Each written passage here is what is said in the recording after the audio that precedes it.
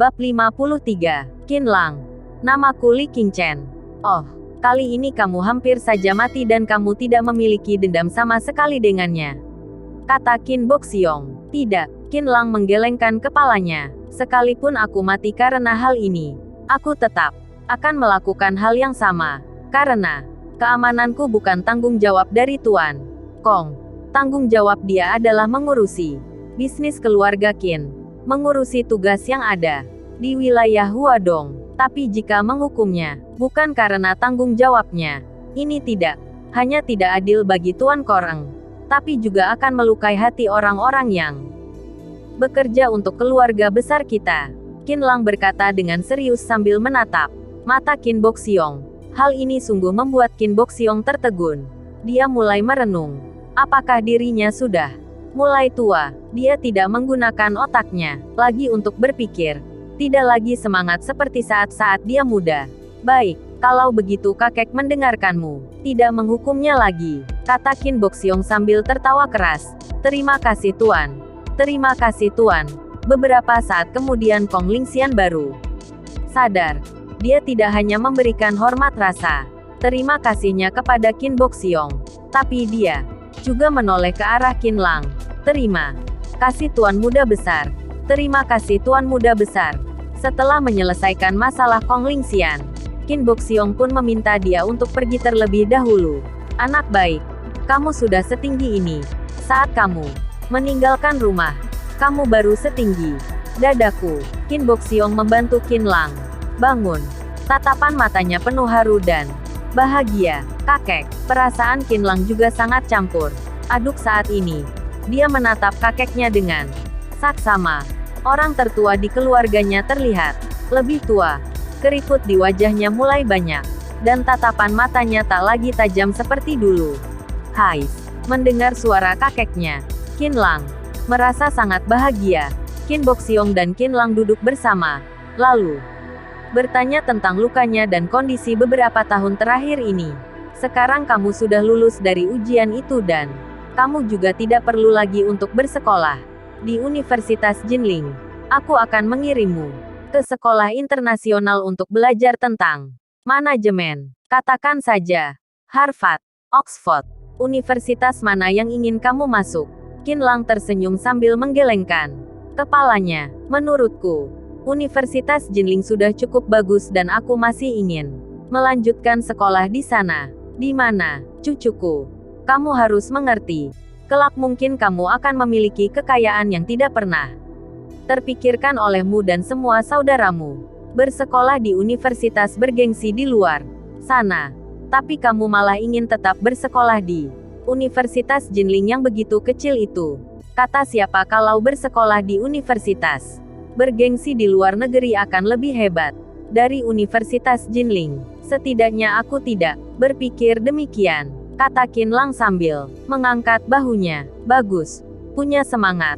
Kamu memang pantas menjadi cucu Qin Boxiong. Qin Boxiong sangat puas dengan jawaban Qin Lang. Kakek dan cucu ini mengobrol kurang lebih 1 jam lebih di atas gedung King Feng. Lalu Qin Lang dengan inisiatif meninggalkan tempat tersebut. Dia tahu kalau kali ini Qin Boxiong sengaja mencari waktu luang untuk menjenguknya. Kakeknya mengurusi segala urusan yang ada di keluarga besar.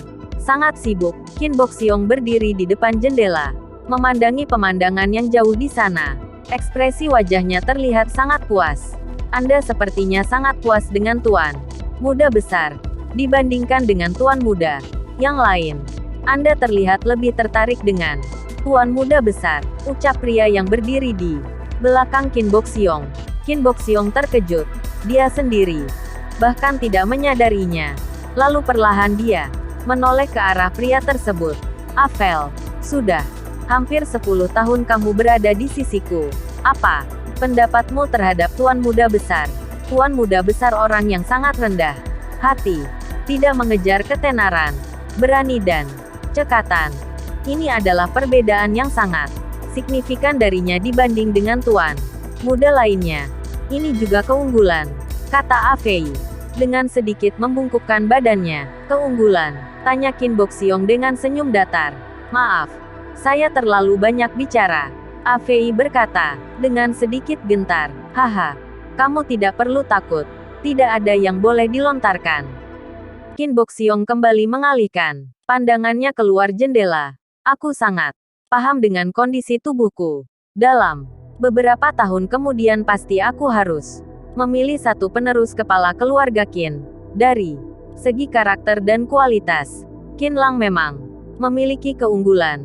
Tapi masih ada waktu. Tidak ada yang bisa memprediksi apa yang akan terjadi nantinya. Setelah meninggalkan gedung King Feng, Qin Lang langsung pergi ke bangsal Zhongyu. Dan pada saat ini, Qin Tian dan Zhongyu sudah mengakrabkan diri. Qin Tian yang begitu ceria membuat Zhongyu merasa berbeda. Qin Tian bahkan mampu membuatnya tersenyum dalam waktu singkat. Melihat Zhongyu yang akhirnya siuman, Qin Lang juga sangat bahagia. Kakak, di mana kamu mencari kakak ipar? Sebaik ini, beritahu aku. Aku juga ingin mencari. Satu, tanya Qin Tian kepada Qin Lang sambil tersenyum. Zhongyu benar-benar tersipu malu. Dibuatnya. Jika bukan karena Zhongyu ini kekasih dari Qin Lang, Qin Tian benar-benar ingin merebutnya. 20 hari telah berlalu dengan cepat. Qin Lang dan Zhongyu akhirnya sembuh total. Qin Tian hanya menemani mereka seminggu saja dan tidak bisa menahan kesendiriannya. Segera dia kembali bersenang-senang di pantai. Dan pada hari ini, Qin Lang dan Zhongyu telah berdiskusi bahwa mereka akan segera meninggalkan pulau ini. Dengan helikopter pribadi, mereka terbang melewati Laut Cina Timur menuju arah Jinling. Bulan ini aku seperti mimpi. Aku tidak menyangka keluargamu benar-benar sebesar itu, kata Zhongyu sambil melihat hamparan awan putih di luar sana. Dari awal aku sudah berkata padamu, hanya saja kamu tidak mempercayainya, ujar Qin Lang sambil tersenyum tipis. Pada saat ini, Zhongyu terlihat lebih bugar. Setelah menjalani pemulihan selama sebulan penuh di tempat rehabilitasi pulau tersebut, dia terlihat lebih montok, apalagi dipadu dengan baju terusan berwarna krem yang dia kenakan. Dia terlihat semakin cantik. Jam 6 sore. Helikopter mendarat dengan mulus. Qin Lang menggandeng tangan Zhongyu, berjalan hingga pinggir jalan dan bersiap untuk kembali ke sekolah. Tiba-tiba, Paman Huang menelepon. Tuan muda besar, dengar-dengar Anda telah meninggalkan Pulau Baihua. Apakah Anda sudah tiba di Jinling? Sudah. Oh, jadi begini. Bagian penanggung jawab perdagangan luar negeri di Huadong, Gu Jianming ingin mengundang Anda untuk makan malam di Hotel Grandview. Terakhir kali saat Tuan Kong menjamu Anda, dia sedang dinas ke Amerika dan baru kembali kemarin. Apakah Anda bersedia? Tanya Paman Huang dengan hormat. Qin Lang berpikir sejenak. Baiklah, kali ini saja. Kedepannya jika ada persoalan seperti ini tolong bantu aku untuk menolaknya. Kelak jika dirinya telah masuk dalam daftar pengurus keluarga besar, maka acara hiburan seperti ini pasti akan sangat banyak. Namun, saat ini, dia tidak ingin membuang waktunya dengan hal seperti ini. Baik, kalau begitu aku akan segera mengabarinya. Nanti aku akan memberikan nomornya pada Anda. Setelah menutup teleponnya, Qin Lang langsung menghentikan sebuah taksi dan pergi ke Hotel Grandview bersama Zhongyu. Mobil taksi berhenti di depan Hotel Grandview. Kemudian terlihat Qin Lang dan Zhongyu turun dari mobil. Pada saat ini, situasi di depan hotel terparkir. Sekian banyak mobil mewah. Bahkan juga terlihat penjaga dengan pakaian formal yang dengan sigap untuk membukakan pintu mobilnya. Terdengar percakapan yang terdengar dari para tamu yang lewat, bahwa mereka ini adalah tamu yang diundang oleh Gu Jianming. Perlahan Qin Lang mengerutkan keningnya, lalu mengeluarkan ponselnya dan menelepon Gu Jianming untuk memintanya segera menemuinya. Tak lama kemudian, sesosok pria parubaya berpakaian formal berjalan keluar dari hotel. Senyum menghiasi wajahnya ketika dia melihat Qin Lang, karena dia pernah melihat foto Qin Lang sebelumnya. Tuan muda besar, Anda sudah datang. Ayo, masuk. Aku sudah mempersiapkan semuanya. Selain itu, aku juga mengundang beberapa bangsawan yang ada di kota Jinling untuk Menyambut kedatangan Anda, kata Gu Jianming sambil tersenyum. Dia bahkan juga tersenyum kepada Zhong Yu yang ada di samping Qinlang. Senyum yang membuat Zhong Yu merinding. Gu Jianming sangat puas dengan apa yang sudah dia lakukan saat ini. Dia memang tidak pernah berhubungan langsung dengan cucu dari keluarga Qin. Oleh karena itu, ketika dia tahu bahwa Qinlang bersedia untuk datang, dia pun sangat senang. Bahkan dia juga mengira bahwa sebagai orang kaya generasi kedua, Qinlang pasti suka dengan kemewahan. Jadi dia pun mengundang begitu banyak orang. Dia bahkan takut Qinlang akan menganggap ini kurang mewah dan rasa takut pun menghantui dirinya. Presiden Gu, pada saat ini, seorang pria yang baru saja turun dari mobil mewah segera menghampiri Gu Jianming saat melihatnya berdiri di sana. Suatu kehormatan bagiku. Presiden Gu mengundangku ke perjamuan. Anda, ini siapa? Pria itu melihat Gu Jianming sedang berdiri dengan sedikit membungkuk kepada Qinlang, menyambutnya dengan senyuman di wajahnya. Apa ada orang di kota Jinling yang bisa membuat Presiden Gu seperti ini? Pria itu tidak mengenalinya. Ini adalah Gu Jianming mendeham. Dia baru saja hendak memperkenalkan Qinlang dengan terhormat. Tapi siapa sangka Qinlang segera mengambil alih. Li Qingchen. Halo, apa kabar? Qinlang mengulurkan tangannya kepada pria tersebut. Jika sampai namanya tersebar di kota Jinling, maka itu akan menjadi sebuah masalah besar. Bahkan jika saat ini anggota keluarga besarnya mengetahui hal ini, maka dia pasti akan diganggu. Jadi, jika semua orang mengetahuinya, maka ponselnya pasti akan meledak karena telepon yang masuk. Li Qingchen. Pria itu terlihat sedikit bingung. Dia seperti tidak pernah mendengar nama ini sebelumnya. Bisnis apa yang sedang Anda kerjakan? Tidak perlu mengajukan pertanyaan yang tidak perlu. Para tamu undangan ada di atas. Kamu juga sebaiknya cepat naik. Gu Jianming memotong pembicaraannya. Dia langsung memahami situasi ketika mendengar Qinlang tidak memberikan nama aslinya. Pria itu pun tersenyum dan kemudian pergi meninggalkan mereka. Tuan muda besar, apakah orang yang aku undang ini terlalu banyak? Gu Jianming bertanya dengan hati-hati. Menurutmu? Qinlang balik bertanya dengan senyum di wajahnya. Maafkan bawahan.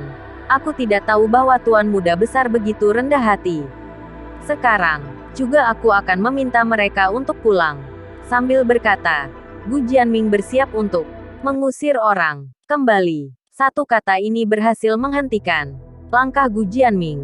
Bukankah tidak sopan jika mengusir mereka yang sudah datang? Sudah tidak apa-apa. Lain kali jangan seperti ini lagi. Baik, baik, tuan muda besar, ucap Gu Jianming. Lalu mengantar Qinlang dan Zhong Yu masuk ke dalam hotel. Saat ini, Gu Jianming memesan satu ruangan pertemuan seluas 300 meter persegi. Ruangan dipenuhi oleh tamu-tamu yang berdatangan. Qinlang meminta Gu Jianming untuk menemani para tamu agar dirinya bisa berkeliling dengan leluasa.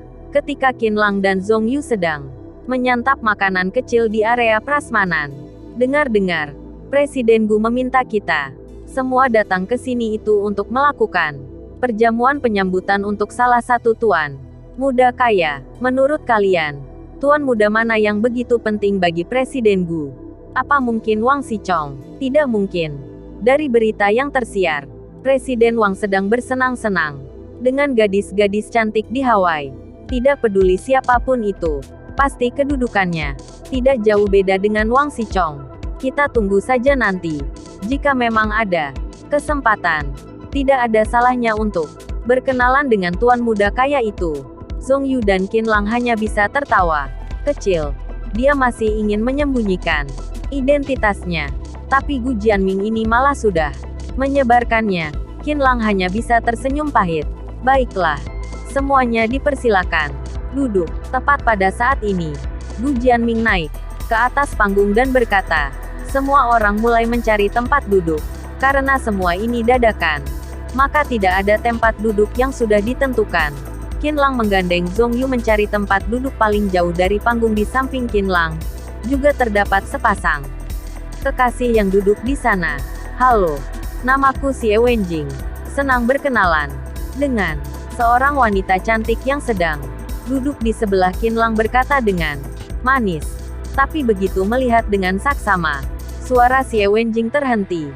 Kamu, dan satu wanita kampungan. Hari ini Xie Wenjing datang bersama dengan Zhu Junwen. Dari yang dia tahu perjamuan hari ini hanya dihadiri oleh para orang kaya. Karena itu, dia selalu menyapa begitu melihat ada orang yang mendekat. Tapi ketika dia menyapa orang yang duduk di sebelahnya, dia tidak menyangka bahwa orang itu adalah Qin Lang. Bahkan dia juga membawa Zhong Yuxi, wanita kampung bersamanya. Bagaimana bisa manusia miskin seperti mereka datang ke perjamuan mewah seperti ini? Bab 54. Dia seorang penipu. Qin Lang juga tidak bisa berkata apa-apa ketika melihat Xie Wenjing. Kenapa di mana saja bertemu dengannya? Qin Lang dan Zhong Yu hendak mencari tempat duduk yang lain. Tapi ternyata semuanya telah diisi dan mereka tidak mempunyai pilihan lain. Akhirnya mereka terpaksa duduk di sana. Zhong Yu terlihat menggenggam lengan Qin Lang dengan erat. Bagaimanapun juga Zhong Yu masih sedikit takut kepada Xie Wenjing. Kemudian, Qin Lang pun menghiburnya dengan suara pelan. Melihat mereka berdua yang begitu romantis, Xie Wenjing merasa semakin tidak nyaman di dalam hatinya. Dalam pemikirannya, meskipun dia telah memutuskan Qin Lang, tapi Qin Lang harus tetap menempatkan dia di posisi pertama di hatinya dan tidak boleh berperilaku baik di hadapan wanita lain. Bagaimana kalian bisa masuk ke dalam sini? Apa di sini tempat yang bisa kalian datangi? Xie Wenjing melontarkan kata-kata menghina. Manusia ini bisa mencuri uang guru Su sebesar 2 juta yuan. Benar-benar cara yang mudah untuk masuk ke sini.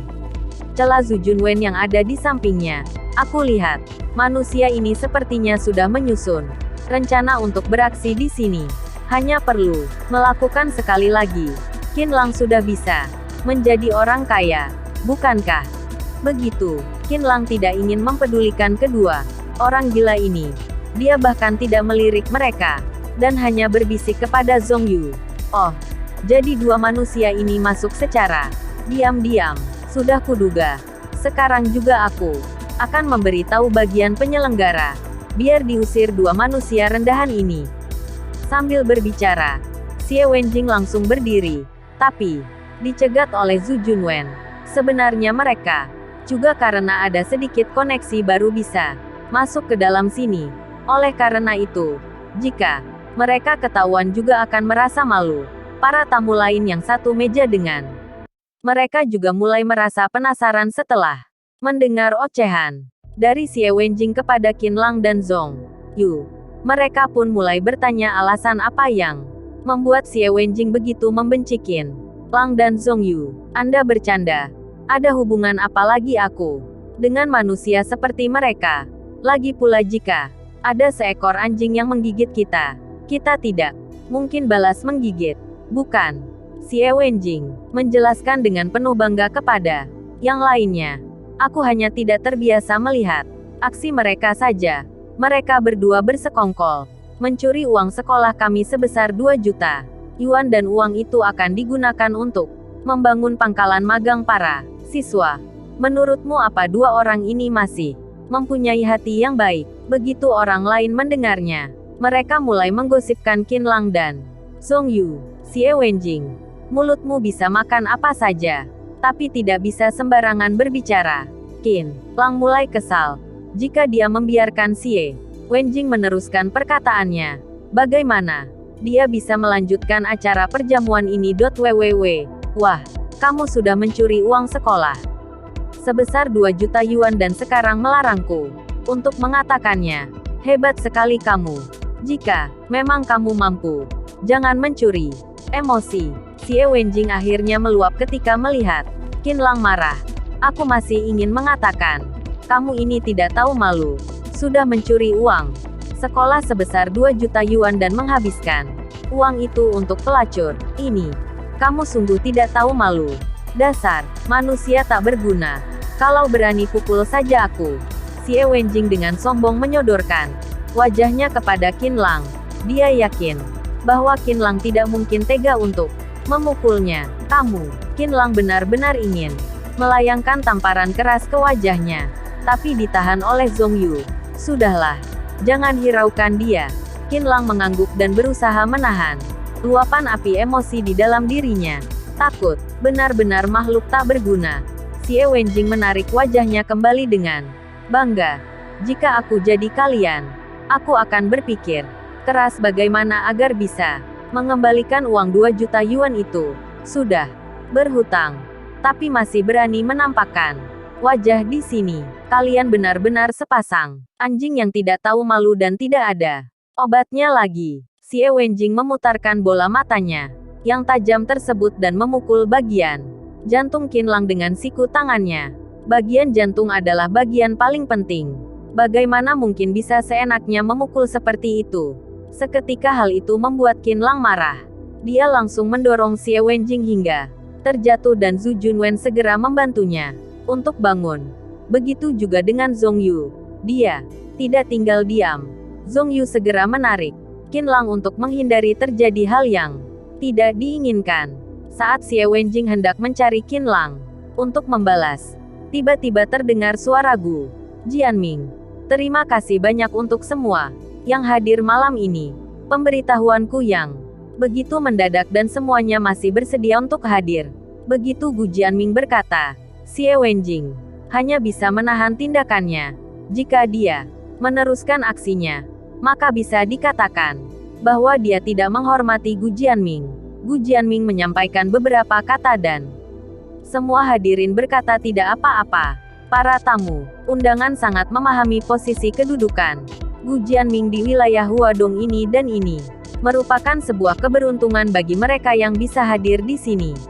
Tuan Gu, bukankah perjamuan hari ini diselenggarakan khusus untuk seorang tuan muda bangsawan? Semua orang yang ada di sini ingin bertemu dengannya, bukankah begitu? Ucap salah seorang bos besar. Setelah mendengar pidato Gu Jianming telah berakhir, karena tidak mendengar Gu Jianming mengungkit perihal tuan muda bangsawan tersebut, mereka pun bertanya demikian. Karena mereka pasti sangat ingin bertemu dengan sosok tuan muda bangsawan itu. Benar, perkenalkan tuan muda bangsawan itu. Kami semua ingin bertemu dengannya. Gu Jianming yang sedang berdiri di atas panggung ini melirik ke arah Qinlang. Tatapannya sangat hangat dan seperti mengisyaratkan sebuah pertanyaan. Qinlang tidak berbicara melainkan hanya mengedipkan matanya, melihat antusias semuanya yang begitu ingin bertemu dengan tuan muda bangsawan. Aku mewakili tuan muda bangsawan ingin menyampaikan sesuatu, bahwa beliau sangat sibuk dan hanya mampir sebentar saja tadi. Beliau sangat senang melihat begitu banyak orang yang datang dan telah pergi, kata Gu Jianming sambil tersenyum. Begitu mendengarkan perkataan dari Gu Jianming, para tamu yang ada di sana mengeluarkan suara kecewa. Bajingan, Xie Wenjing melontarkan sepatah makian kepada Qinlang. Dia telah dipisahkan oleh Zhu Junwen. Dia merasa sedikit kesal. Jika bukan karena Qinlang, mungkin dia masih mempunyai kesempatan untuk bertemu dengan sosok misterius tuan muda bangsawan itu. Qinlang bagaikan pembawa sial. Selalu ada hal yang tidak beruntung terjadi jika bertemu dengannya. Baiklah, demi menebus rasa kecewa semuanya, mari kita bersama bermain sebuah permainan. Semua orang yang ada di sini berkesempatan untuk memenangkan hadiah, teriak Gu Jianming dengan keras. Sambil berkata, Gu Jianming mulai menjelaskan kepada yang lain. Di dalam ruangan ini, semua orang memiliki satu nomor di setiap tempat duduk mereka dan nomor tersebut nanti akan ditampilkan di layar depan panggung dan orang itulah yang akan memenangkan hadiah. Dengan identitas Gu Jianming, hadiahnya tentu tidak main-main. Ada ponsel bermerek Apple XS, gelang giok seharga 18.888 yuan dan hadiah utamanya adalah kalung kristal berlian seharga 880.000 yuan. Gu Jianming bahkan meminta seorang model khusus untuk menampilkan kalung tersebut, dihiasi penuh dengan batu kristal, membuat kalung tersebut berkilau sempurna, sangat cantik, terutama para tamu wanita. Mata mereka terlihat berbinar-binar, meskipun tahu bahwa kemungkinan menang sangat kecil. Tapi Xie Wenjing tidak pupus harapan. Dia sangat yakin bahwa dirinya bisa memenangkan hadiah kalung tersebut. 15 menit kemudian, kecuali kalung kristal berlian itu, semua hadiah telah berhasil dibagikan. Dari semua tamu yang datang hanya sepertiga saja yang bisa memenangkan hadiah. Xie Wenjing juga telah mendapatkan hadiah gelang giok tersebut. Tapi dia merasa sangat disayangkan. Meskipun gelang giok juga bagus, tapi jika dibandingkan dengan kalung kristal berlian, tentu harganya jauh berbeda. Namun, setelah dia melirik Qinlang dan Zhong Yu yang tidak mendapatkan apa-apa, bahkan ponsel Apple XS saja tidak ada, dia pun merasa sangat senang. Sambil memamerkan pergelangan tangannya yang telah dihiasi gelang giok, dia berkata dengan santai, "Gelang ini sungguh sangat cantik. Jangan iri. Kalian yang bernasib sial jangan berharap untuk mendapatkan hadiah utama. Sungguh konyol." Zhong Yu melirik ke arah Qinlang. Lalu Qinlang dengan senyum datar menghiburnya. "Tidak apa-apa. Gelang itu cocok dipakai oleh ibu-ibu kamu." Perkataan Qinlang berhasil membuat Xie Wenjing kesal. Dia pun melirik gelangnya dan merasa bahwa perkataan Qinlang ada benarnya. Kemudian langsung melepaskannya. Dan pada saat ini, di atas panggung mulai mengundi pemenang utama. Angka-angka mulai bergulir dengan cepat di layar. 7 angka pertama telah keluar. Itu artinya adalah meja nomor 7. Yang tak lain adalah meja dari Qinlang dan lainnya. Para tamu yang ada di meja itu pun mulai antusias. Terutama Xie Wenjing. Jika sampai dia yang memenangkan kalung tersebut, maka bisa dipastikan dia tidak akan tidur 3 hari 3 malam. Kalung itu seharga 880.000 yuan.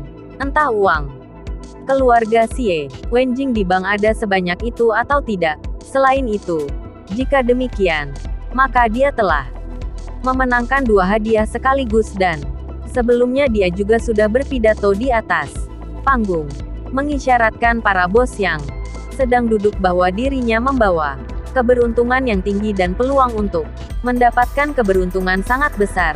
Ketika Xie Wenjing masih dalam hayalannya, angka kedua telah muncul. 1, dan angka ketiga juga sedang bergulir dengan cepat. Setiap meja terdiri dari 12 orang dan angka pertama adalah 1, itu berarti hadiah utama ada di antara angka 10, 11, 12 Qinlang 10, Zhu Junwen 11 dan Xie Wenjing 12. Xie Wenjing semakin bersemangat. Dia merasa kalung berkilau itu bersinar untuknya. Dan pada saat ini, semua orang yang ada di meja itu melirik ke arah mereka bertiga. Aku. Xie Wenjing bergumam di dalam hatinya, seolah-olah mengontrol angka yang berputar dalam pikirannya. Tapi, dia tetap menunjukkan ekspresi santai di wajahnya. Karena semua orang sedang melihat ke arahnya. Angka yang berputar di layar mulai bergerak lambat dan tangan Xie Wenjing sedang berkepal menjadi 1. Semakin pelan dan pelan. 2. Xie Wenjing langsung berdiri dengan penuh semangat. Zhu Junwen juga ikut berdiri. Keduanya saling berpelukan dengan gembira. Setelah selesai berpelukan, Xie Wenjing hendak melontarkan beberapa kata kepada yang lainnya. Dan pada saat ini, penglihatannya tanpa sadar beralih ke layar lebar yang ada di panggung. Angka tersebut tampak belum berhenti sepenuhnya dan masih bergulir dengan lambat. Pong, angka 2 telah hilang dan muncul angka. Oh, hati Xie Wenjing benar-benar hancur seketika. Jelas-jelas miliknya tadi. Tapi kenapa bisa berubah? Putar lagi. Xie Wenjing kembali bergumam dalam hatinya. Jika berputar ke angka 1, maka itu akan menjadi milik Zhu Junwen.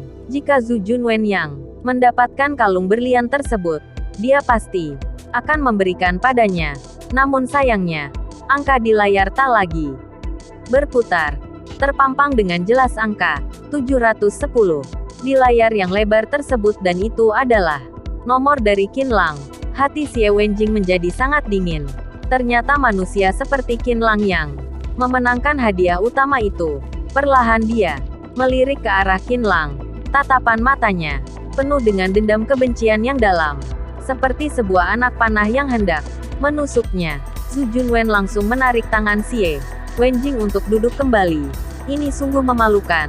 Dan pada saat ini, Qin Lang menjadi pusat perhatian semua orang. Ah, tuan ini sungguh sangat beruntung. Anda dipersilakan naik ke atas panggung untuk mengambil hadiahnya, ucap Gu Jianming dengan penuh bahagia kepada Qin Lang. Semua orang memandang Qin Lang dengan tatapan penuh iri. Qin Lang juga bisa menebaknya kalau ini pasti ulah dari Gu Jianming. Pada saat ini dia hanya bisa tersenyum pahit di dalam hatinya, karena dia telah memenangkan hadiah utama. Jadi, hanya bisa dijalani saja dan kebetulan tidak ada barang yang bisa diberikan kepada Zhong Yu. Maka kalung ini juga lumayan untuk diberikan padanya. Ayo, kita naik ke atas panggung. Qin Lang menggandeng tangan Zhong Yu dan berjalan ke atas panggung. Semua orang bertepuk tangan dengan meriah menyambut mereka berdua. Berbeda dengan Xie Wenjing, dia menatap mereka dengan tatapan dingin. Seharusnya dia yang berjalan ke atas panggung. Entah metode iblis apa yang dilakukan sepasang anjing ini, sehingga bisa mengubah angka yang ada di layar. Mereka telah mencuri kalungnya. Halo, selamat ya, sukses selalu. Gu Jianming menggenggam tangan Qin Lang. Senyumnya sangat merekah.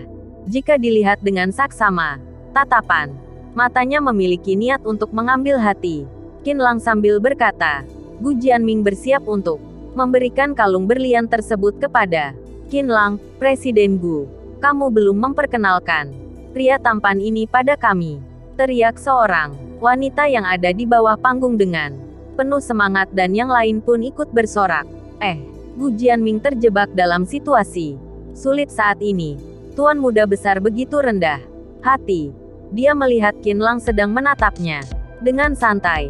Dengan secepat kilat dia pun memutarkan otaknya untuk membaca ekspresinya, lalu berkata kepada semua orang yang ada di bawah panggung, dia adalah tuan muda Li Qingchen, muda dan sukses. Keberuntungan hari ini sungguh bagus.